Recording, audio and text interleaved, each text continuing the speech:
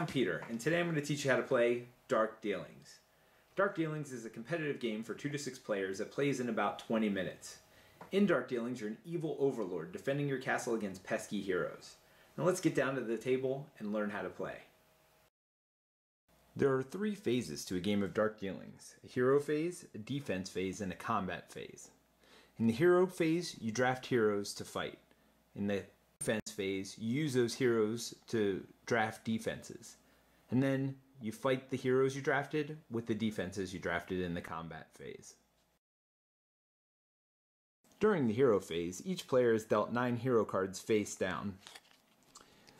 They then look at those hero cards. You're going to select 2 of those hero cards that you want to fight, put them face down in front of you, and pass the remaining 7 along. Your neighbor is then going to pass you 7 new hero cards to select from. You're going to pick 2 more, add them to your stack, pass those along. Now you'll be dealt 5 cards, or pass 5 cards, pick 2 more, add them to your stack, pass them along. Finally, you're going to get 3 cards from your neighbor, pick 2 of those cards, put them in, and you're going to discard the last hero card to the middle of the table. At any point, you are welcome to look back through your heroes and see what you've already drafted. The next phase of the game is the defense phase. Defensive cards equal to twice the number of players are dealt to the center of the table. In this example, we're showing a 3-player game. Players then look at their heroes, decide on which heroes they want to use. This challenge value is what's going to determine the draft order. So the higher the challenge value, the earlier you're going to get to draft. But each player is going to pick 2 of those hero cards and place them face down in front of themselves. Then we simultaneously reveal everybody's hero cards and look at the challenge numbers.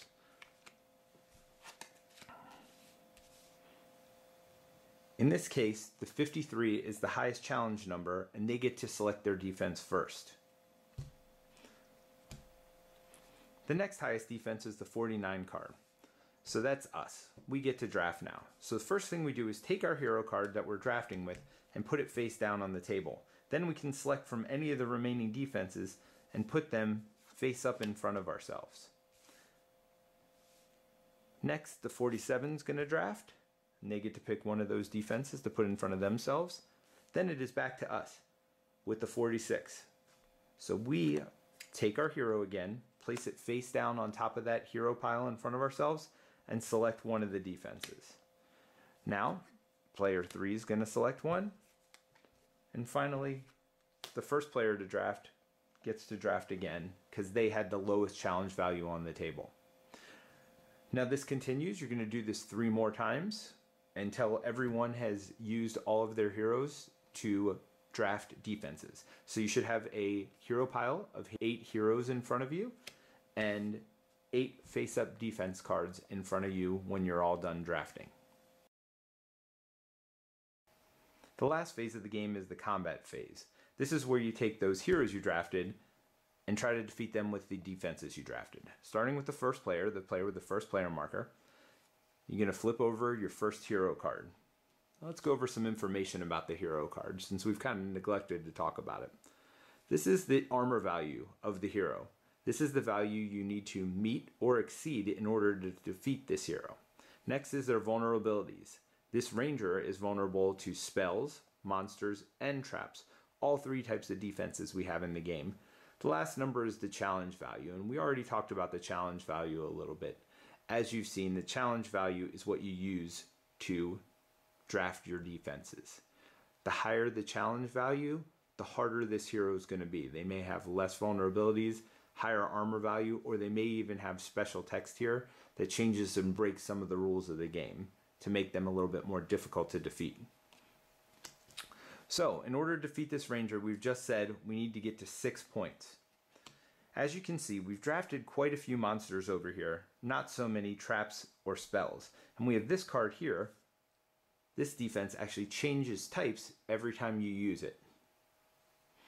We also have a wild defense, which can be used as any of the 3 types.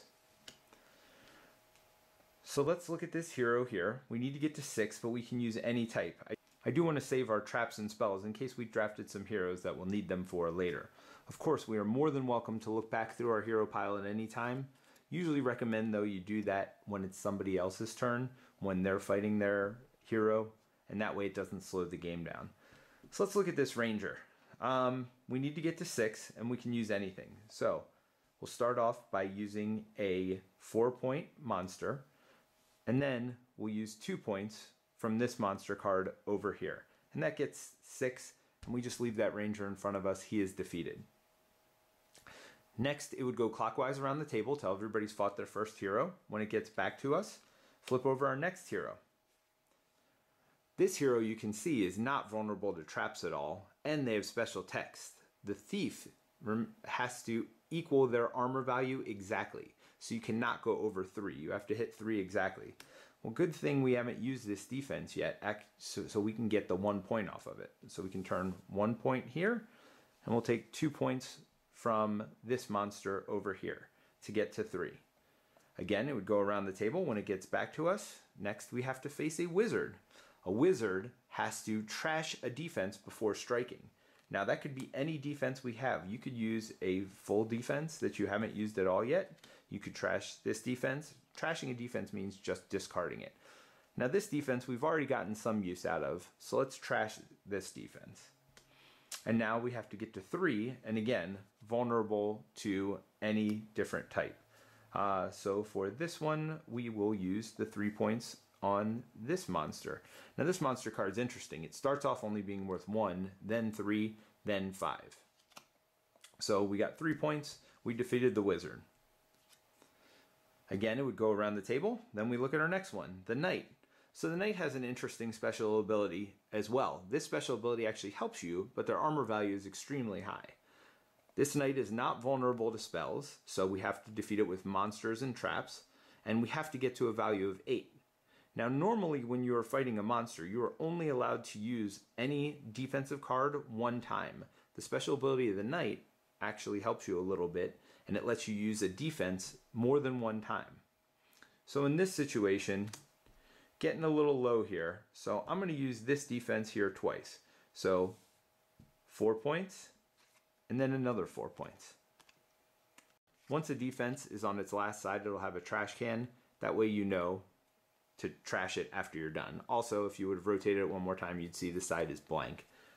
All right, it would go around the table, come back to us. The next hero we're going to have to face are halflings. They must be defeated twice. And this hero is only vulnerable to traps. Well, good thing we saved our trap. First time we defeat him with the 3 trap. Now we have to defeat this hero again. Unfortunately, the only thing we can use is this wild here. So we're going to use that to do another 4 points of damage. Now this 4 points of damage would not have defeated them twice. Again, you have to equal or exceed their armor 2 separate times. So the halflings have been defeated twice. Again, it would go around the table. The last type of hero we have in the base set of Dark Dealings is the Berserker. Any defense that strikes the Berserker would be trashed. And again, this one is only vulnerable to monsters. We could use this defense over here to do 5 points of damage, and this one to do another 2, but we would have to trash both of those defenses, and this one has a couple uses left.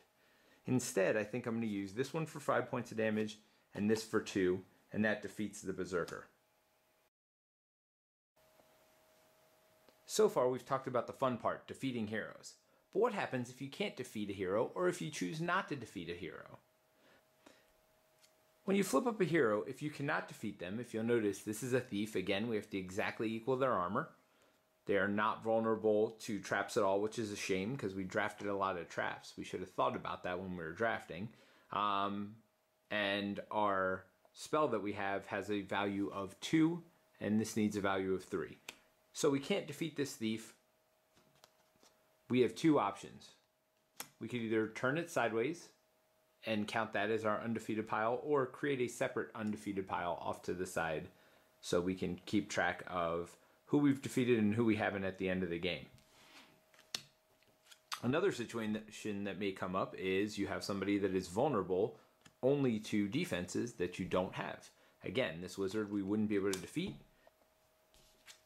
The last situation that could come up is, let's say you flip this wizard up.